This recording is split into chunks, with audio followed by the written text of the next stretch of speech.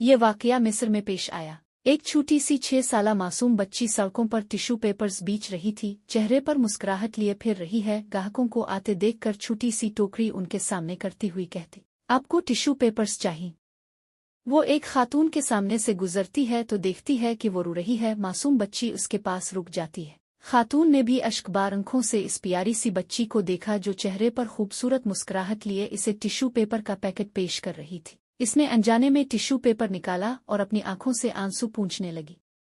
इसने अपने पर्स से टिश्यू पेपर्स की कीमत निकाली और बच्ची को देने के लिए देखा तो वो जा चुकी थी। वो छोटी सी मुस्कुराती हुई बच्ची इसे बहुत अच्छी लगी। थोड़ी दूर एक खाली बेंच पड़ा था। वो खातून वहां जाकर बैठ गई, कुछ सोचा और फिर अपने मोबाइल से अपने खावंद को मैसेज किया, मैं अपने किए पर नादिम हूँ, जो कुछ हुआ मुझे इस पर अफसोस है, अब जाने दें, आपका मौक़िफ़ दुरुस्त है। इसका खावंद एक होटल में परेशान हाल बैठा था कि इसे बीवी का ये खुशगवार पैगाम मिला। इसके चेहरे पर पुरसुकून मुस्कुराहट छा गई।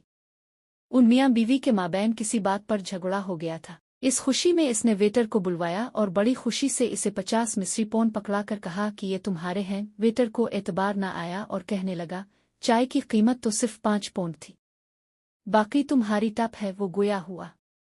अब वेटर के चेहरे पर मुस्कुराहट थी। वेटर को इतनी बड़ी रकम का मिलना कोई मामूली बात न थी। इसने एक फैसला किया और इस बूढ़ी फकीर औरत के पास जा पहुंचा, जो फुटपाथ पर कपड़ा बिछाए चॉकलेट और टाफियां बेच रही थी। इसने 1 पौंड की चॉकलेट खरीदी और इसे मुस्कुराते हुए 10 पौंड पकड़ा दे। बाकी पौंड तुम्हारे लिए, इसने कहा और अपने काम पर वापस चल दिया। बूढ़ी खातून बार बार इस 10 पौंड के नोट की तरफ देख रही थी, जो इसे बगैर किसी मेहनत और सिले के मिल गए थे। इसके चेहरे पर बेहद मुस्कुराहट थी।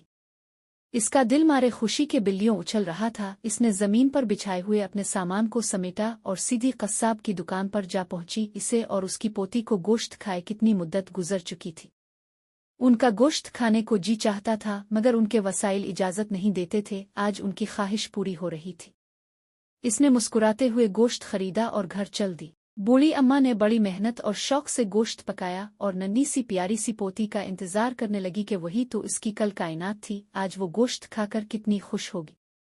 वो सोचों में गुम थी कि टिश्यू पेपर्स बेचने वाली उसकी पोती मुस्कुराती हुई घर में दाखिल हुई। आज इसके चेहरे पर आम दिनों से ज्यादा मुस्कुराहट थी। क़ारीन किराम, क्या ऐसा नहीं हो सकता कि हम भी इस टिश्यू पेपर बेचने वाली बच्ची की तरह मुस्कुराहटें तकसीम करें, लोगों में खुशियां बांटें? ऐसी खूबसूरत कहानियां के चैनल सब्सक्राइब करें।